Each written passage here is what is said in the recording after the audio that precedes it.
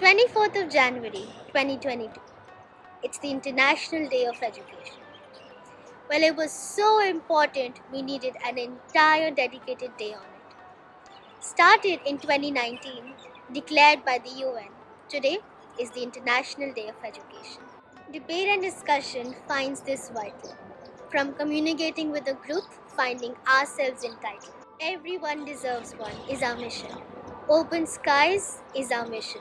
We are privileged, one might say, spreading this wisdom day by day. Coming to celebrate this remarkable unity. Together, we grow as a community. Let's spend this moment learning from one another, because knowledge can't be bought. It's a victory of all. Education helps us unlock closed gates. It grows and nurtures a clean state. It's important to value the magic of sound. It helps us omit a taunt. Take a moment to breathe the oxygen. 2,6 being its electronic configuration. Adding your oranges to sugar ratio, creating the mystery of maths. Following stones in geography of a path. What might one do with our education? Turn into a psychopath? Paid in discussions, which is you the highest. Hopes of education to be evaluated. And no one should be awaited.